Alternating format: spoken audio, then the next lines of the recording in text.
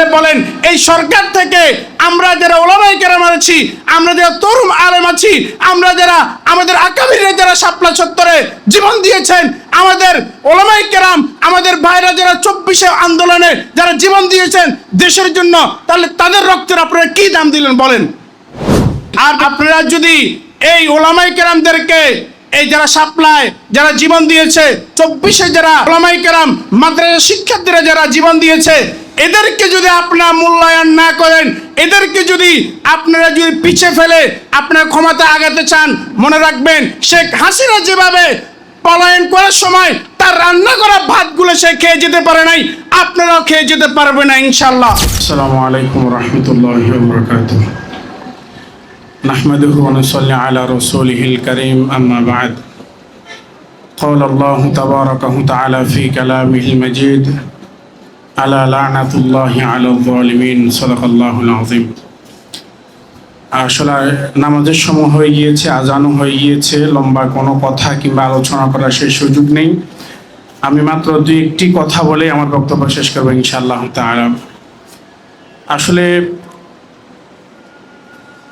বাংলাদেশের ওলামায়ে কেরামের ইতিহাসে এবং 1971 সালের পরেই যে বাংলাদেশের সবচেয়ে বড় বিপ্লব ঘটেছিল এবং ওলামায়ে কেরাম সরকারের হাতে মাজলুম হয়েছিলেন এবং নির্যাতন হয়েছিলেন, সেই ঐতিহাসিক ঘটনা হচ্ছে 2013 সালের 5 মে শাপলা চত্বরের সেই ঐতিহাসিক ট্র্যাজেডি, যেটি সম্পর্কে আমরা সকলেই অবগত আছি।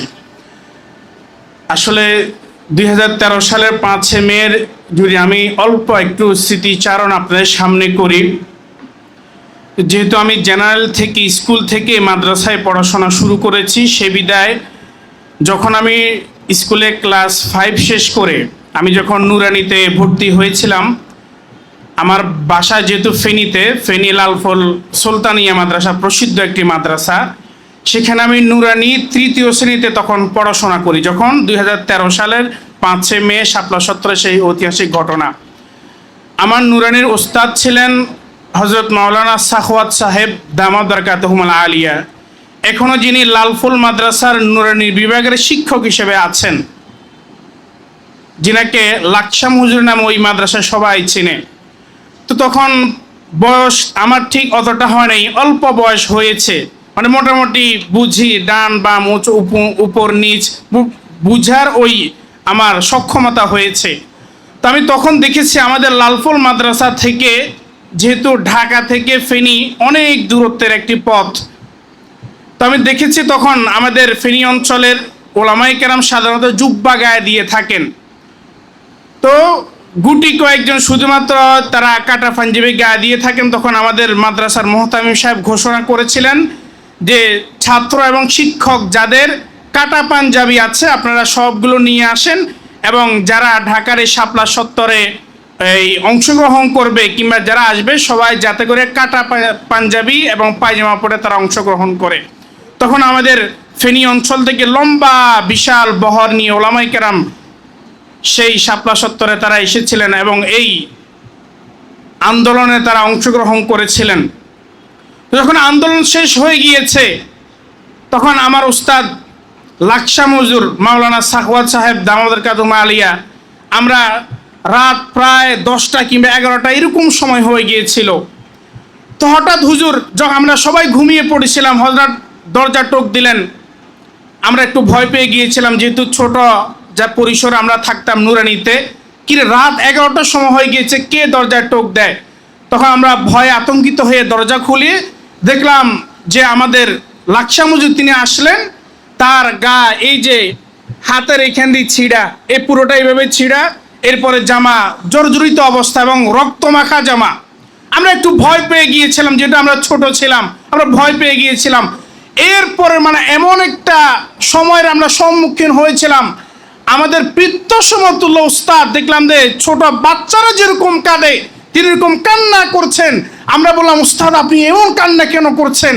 তখন মানে তিনি যে আমাদেরকে ঘটনাটা খুলে বলবেন যে আমি ঢাকা থেকে এসেছি, সেখানে ওলামায়ে কেরামকে সরকার লাগাতার তারা হত্যা করেছে, সেখানে শত শত ওলামায়ে কেরাম নিহত হয়েছে, এই যে ঘটনাটা তিনি আমাদেরকে বিবরণ দিবেন, এই সাহসটুকু তিনি পাচ্ছেন না। মানে ছোট বাচ্চা যেরকম মা বাবার সামনে কান্না করে, তিনি ঠিক তখন কান্না করছেন।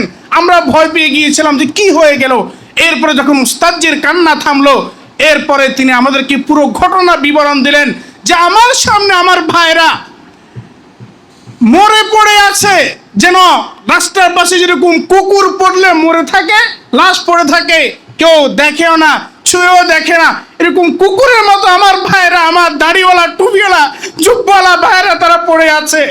কিন্তু আমি যে তাদেরকে একটু সহযোগিতা করব, সাহায্য করব, কিংবা হসপিটালে ডাক্তারের কাছে নিয়ে যাব, সেই সুযোগ আমার হয় নাই।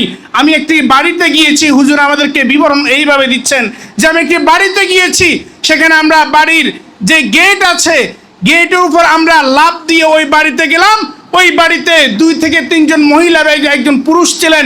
আমরা তাদের কাছে একবারে কর জোরে আবেদন করে বললাম যে আমাদেরকে গুলি করছে, আমরা এখান থেকে বের হলে আমাদেরকে হত্যা করে ফেলবে, আমাদেরকে একটু আশ্রয় দেন। কিন্তু তারা এমন পাষাণ দিলের মানুষ ছিল যে তারা আমাকে একটু আশ্রয় দিল না। এরপরে তাদেরকে উস্তাদকে সেখান থেকে বের করে দিলেন। এবার উস্তাদ এবং উস্তাদের সাথে আরো 2-3 জন ছিল, তারা ওই যে গেট, বাড়ির গেট থেকে লাফ দিয়েছেন। লাফ দেওয়ার সাথে যে এখানে রড ছিল, এই যে বড় এরকম রড খাড়া করেছিল, ওই রডের সাথে লেগে উস্তাদের এই পাঞ্জাবি একবারে এখান থেকে এই পর্যন্ত পুরোটা ছেড়ে গিয়েছে। এরকম বিভীষিকাময় একটা অবস্থা তখন বিরাজমান করেছিল। উস্তাদের কান্না দেখে আমরা তো ছোট ছিলাম, আমরা আমাদের কান্না মানে ধরে রাখতে পারি নাই। ওই সময়ের কথা যখন আমার এখনো মনে পড়ে, ওয়াল্লাহি আল্লাহর কসম খেয়ে বলছি, আমার এই যে শরীর লোমগুলা দাঁড়িয়ে গেছে, ওই সময়ের কথা আমার এখনো যখন স্মরণ পড়ে আমার লোম দাঁড়িয়ে যায়। যে ওলামায়ে কেরাম এই যে 2013 সালের 5 মে যে তারা ইসলাম বিরোধী যারা ছিল তাদের বিরুদ্ধে আন্দোলন করেছিলেন, হেফাজতে ইসলাম 13 দফা আন্দোলন দিয়েছিল, যারা নবী বিরোধী ছিল, ইসলাম বিরোধী ছিল, মসজিদ মাদ্রাসা বিরোধী ছিল তাদের বিরুদ্ধে। কিন্তু ওলামায়ে কেরামকে ওই সময় ওই স্বৈরাচার, ওই ফিসাস, ওই নরপুজু সরকার আমাদের ভাইদেরকে, টুপিওয়ালা জুব্বাওয়ালাদেরকে এলোপাথারি গুলি করেছে। এবং যেখানে দেখেছে টুপিওয়ালা, জুব্বাওয়ালা, দাড়িওয়ালা, তাদেরকে গুলি করতে তারা দ্বিধাবোধ করে নাই। এরকম একটা অবস্থা তখন ছিল। তো আমরা পরিশেষে একটা কথা বলতে চাই যে এখন যে বর্তমান সরকার উঁচু গলায় বুক উঁচু করে তারা ক্ষমতায় বসে আছে এবং তারা এই ক্ষমতা পরিচালনা করছে, তাদেরকে বুঝতে হবে একটা কথা যে 2013 সালে শাপলা সত্তরের ওই ঐতিহাসিক ট্র্যাজেডি যদি না হতো, ওলামায়ে কেরামের যদি ওই সময় রক্ত না ঝরতো, ওলামায়ে কেরাম যদি ওই সময় সরকারের চোখে চোখ রেখে যদি আন্দোলন না করতো, তাহলে 2024-এর আন্দোলন হতো না। আর 2024-এর আন্দোলন যদি না হতো, তোমরা যারা লুঙ্গির তলে ছিলা, তোমরা যারা গর্তের ভিতরে ছিলা, তোমরা এখন শাসন করতে পারতে না, তোমরা এখন ক্ষমতা দাঁড়াতে পারতে না, ঠিক কিনা?